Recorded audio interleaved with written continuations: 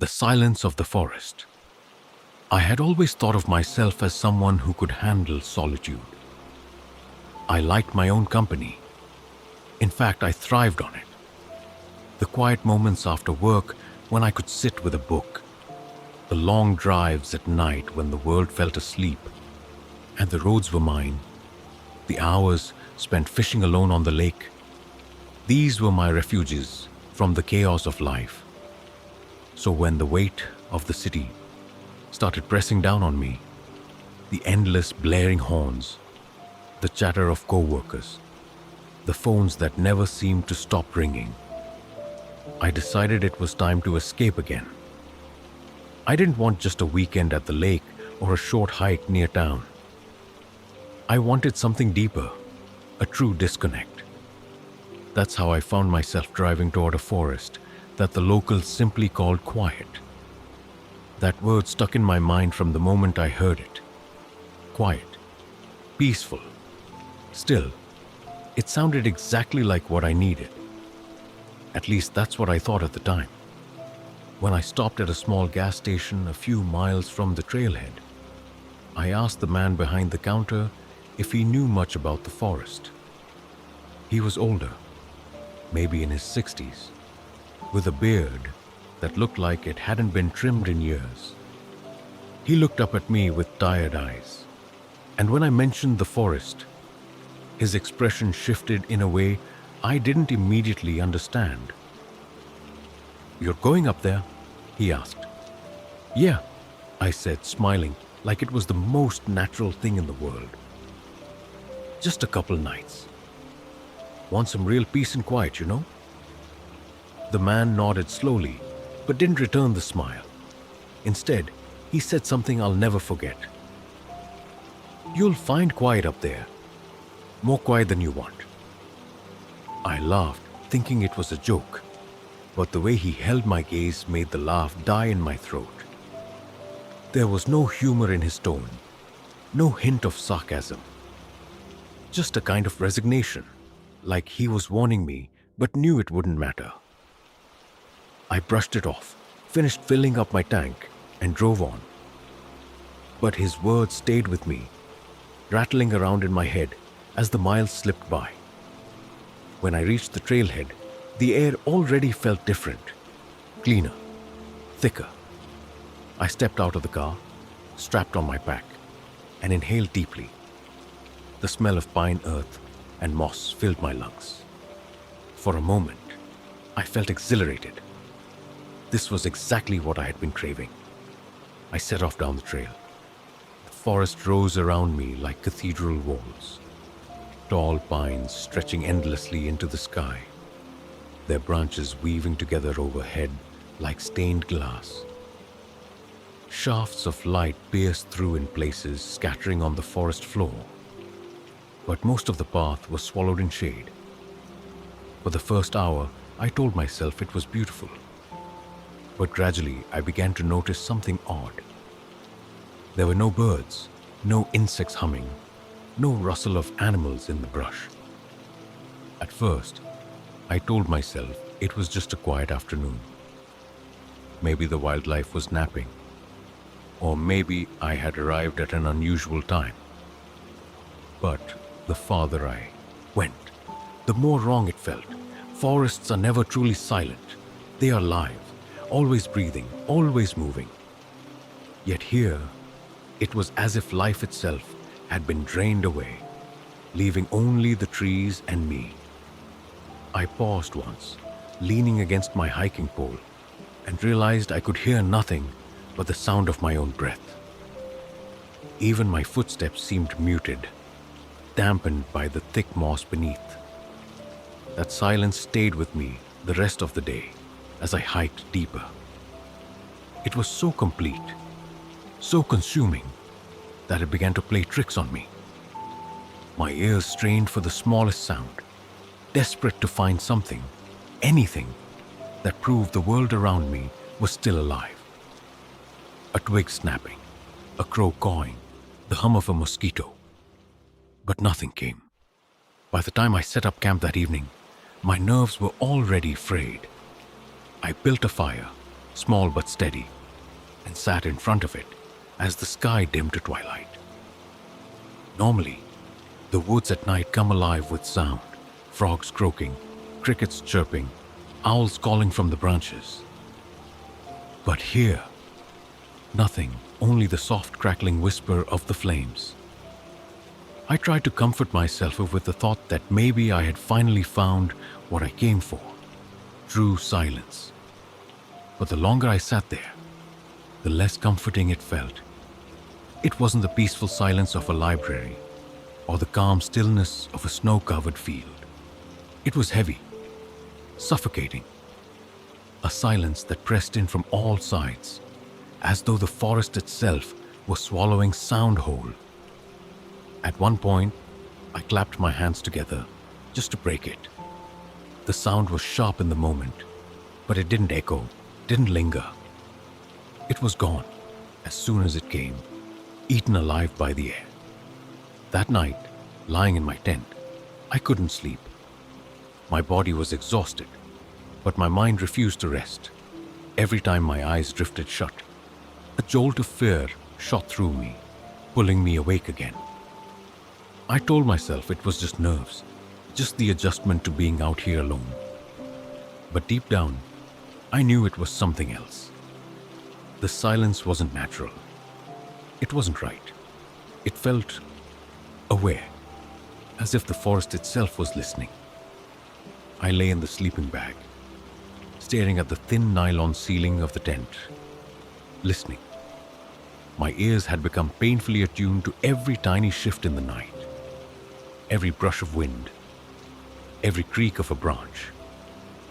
Normally the wind was comforting, a reminder that the world still existed beyond the confines of my small canvas shelter. But here, the wind was different. It seemed deliberate, purposeful, circling around the tent instead of through it. It whispered through the trees in a way that sounded almost like language, twisting and bending into syllables I couldn't comprehend. My heart pounded in response to every noise. I told myself to breathe slowly, to calm down, to remind myself that it was only the forest. Only the forest. Then I heard it. A voice. At first it was so soft I thought it might be the wind playing tricks on me. But it wasn't. I froze, straining to listen. The sound was faint, yet distinct, feminine, clear, impossibly close, though I could see nothing through the tent's darkened fabric. It spoke words I couldn't understand, syllables that twisted and warped in my mind, but beneath them ran a quality I recognized instantly: distress, fear, urgency. I shook my companion lightly, trying not to panic him. "Do you hear that?" I whispered. He murmured something unintelligible in response, still half asleep, but the tension in his body told me he heard it too. We stayed perfectly still, breath held, listening. Then it moved. The voice shifted position, now seeming to come from a completely different direction. How could that be possible? Sound doesn't teleport. Yet it did. It danced across the forest, sometimes behind us, sometimes above, sometimes beside. Every time I thought I had pinned its location, it was gone, replaced by silence, or worse, by the sensation of eyes watching me from the darkness outside the tent. And then I felt it, a presence, something heavy, patient, observing. It didn't make a sound, at least not at first.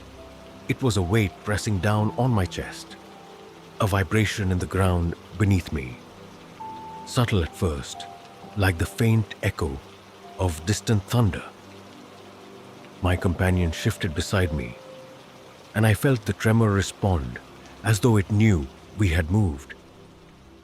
I reached for my headlamp, fumbling through the darkness, but my companion stopped me with a gentle hand on my wrist.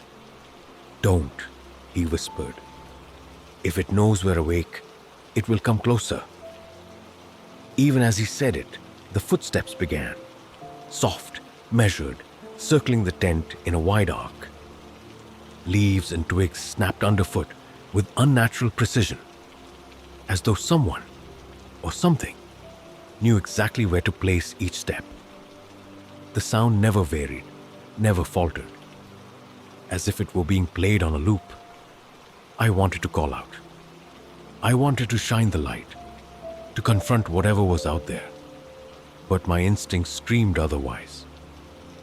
The rational part of my mind reminded me that it could be another hiker, lost, perhaps drunk or desperate. But the deeper, more primitive part of my brain, the part that didn't care about logic, knew immediately that this was something else, something not human. Through the mesh window of the tent, I saw them. 2 points of red light. At first, I thought it might be a reflection from a distant flashlight or car far down the mountain. But no, these eyes burned from within the darkness itself, hovering at approximately human height, just beyond the edge of the tent. They didn't flicker, didn't reflect. They glowed with an inner fire, pulsing with the rhythm of my own heartbeat. My companion saw them too. I felt the tension in his arm, the rigidity of his body. We were both frozen, caught in a gaze that felt eternal. The red eyes didn't blink like normal eyes. They simply observed, patient, knowing, assessing. Then the footsteps grew closer, much closer. I could hear each broken twig underfoot, the slight shift of leaves pressed flat by something large, deliberate. My stomach knotted. I thought of all the survival books I'd read, all the what to do if you encounter a predator advice. Nothing applied here. This was not a predator in any sense I could understand. The voice returned, louder now, clearer, directly above the tent this time, leaning over, speaking down through the thin nylon wall. The words, fragments, jumbled, almost recognizable, coiled in my ears. A language that twisted and turned with impossible grammar, syllables that seemed to vibrate in the very bones of my skull. Beneath the words, a sound layer that was worse than the voice itself. Breathing, deep, wet, unnatural and rhythmic. Minutes stretched into hours, or perhaps seconds.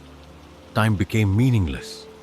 Every flicker of movement, every shift in shadow, every red glow in the dark carried the weight of a threat I could not name, could not quantify. My companion whispered prayers, fragments of words I hadn't thought since childhood. I repeated them, even though they felt hollow, as though speaking them aloud might be the only anchor I had to reality. The eyes blinked, or appeared to blink. I wasn't sure. Sometimes they were in one place, sometimes another, as though whatever inhabited them could move freely, unconstrained by physical laws. The footsteps circled, approaching, retreating, never settling, never giving a sense of where the entity truly was. At one point, I thought I saw shapes moving behind the trees, shadows that twisted and stretched, forming impossible angles. But every time I tried to focus, they vanished, leaving only the infinite dark, the suffocating silence, the rhythmic breathing of something too large to be human, too intelligent to be random. Then everything stopped. The silence hit like a physical blow. No footsteps, no voice, no rustle of leaves, not even the normal nighttime sounds of the forest remained. My heart raced as I strained to hear something, anything, but there was nothing. The absence of sound was heavy, oppressive, pressing against my eardrums until they ached. We lay frozen, staring at the tent ceiling, listening to the absolute stillness. My mind cycled through explanations, each more desperate than the last. A shared hallucination? Exhaustion? A prank by other hikers? Every rational explanation dissolved under the weight of what I had seen, felt, heard. The first light of dawn crept through the fabric of the tent, agonizingly slow. When it reached our eyes, we finally allowed ourselves to move. My companion's face was pale, drawn, eyes wide with residual terror. We understood each other without speaking. We emerged from the tent cautiously. The forest looked normal, almost serene in the daylight. Our gear was exactly where we had left it. No broken branches, no footprints other than our own, nothing to indicate that the night had been anything other than an ordinary camping trip. But I knew, and I felt it lingering still, just beyond the trees, watching, waiting. The descent was quiet, each of us lost in our own thoughts. Rational explanations continued to parade through my mind, yet none could account for the red eyes, the voice, the impossibility of what we had experienced. When we reached the parking lot, the sunlight should have been comforting. It was not. I froze when I saw 2 points of red light, now at the edge of the tree line, observing us even in the brightness. I grabbed my companion's arm and pointed. When he turned, there was nothing, only shadows and ordinary sunlight. He didn't ask, he didn't question. We both understood. We drove away, neither of us speaking for miles. But the forest did not leave us. That night in my apartment, I swore I heard footsteps in the hallway, outside my door. Slow, deliberate, pausing just long enough to make me question whether I should open it. And sometimes, faintly, a red glow would leak from beneath the door, like eyes watching me from somewhere just beyond the veil of what I thought was reality. I tried to dismiss it as paranoia, tried to convince myself that whatever had been on that mountain had stayed there. But I know better now. Something came back with us, something that did not belong to the forest, to the world we live in, to anything we understand. And I fear deeply that it is only waiting for me to notice it again. For the first few nights after we returned, I convinced myself it was nothing more than stress. My mind, still raw from the experience, was filling in blanks with ghosts that weren't there. If I stayed busy enough, I thought, the forest would fade into a bad memory. But it didn't. It started small. The first evening, back in my apartment, I realized the city didn't sound quite the same. The familiar buzz of traffic, the distant hum of life, it all seemed muted, as though a thin layer of glass had been placed over the world. I'd stand by the window and listen, and though I could see cars passing, their noise was strangely faint, swallowed by something I couldn't see. At night, the sensation grew worse. I'd lie in bed, trying to drift off, and feel the weight of the forest pressing against the walls of my small apartment. The silence I had left behind was no longer a place. It was a presence, a thing that had followed me. Then came the footsteps. I first heard them 3 nights after the trip. Slow, deliberate, in the hallway outside my apartment door. I sat upright in bed, heart hammering, every nerve in my body screaming at me to listen. The steps moved past my door, then stopped. I waited, holding my breath. Then a voice. It was softer this time, almost gentle, almost human. A woman's voice, whispering syllables I couldn't understand. The same as in the forest. I pressed my ear to the door, trembling, but the sound faded into the distance, leaving only silence. I told myself it was a dream, but in the morning, I found something slipped under my door. A single pine needle, fresh, green, damp with dew. My companion called me that afternoon. He didn't say hello. He just asked, "Have you heard it yet?" I didn't have to ask what he meant. He was having the same experience. Voices, footsteps, little traces of the forest in places they didn't belong. He'd found a clump of moss on his bathroom floor that morning. I wanted to help him. I wanted to believe that if we compared notes, if we confronted it together, we might break whatever curse had followed us home. But the more we spoke, the more it became clear. Whatever this was, it didn't want to be understood. It was feeding on our attention. It grew stronger when we talked about it. We stopped calling each other. Weeks passed. The city began to lose its sound completely. My apartment, once alive with the noise of neighbors and traffic, became as oppressively silent as the forest had been.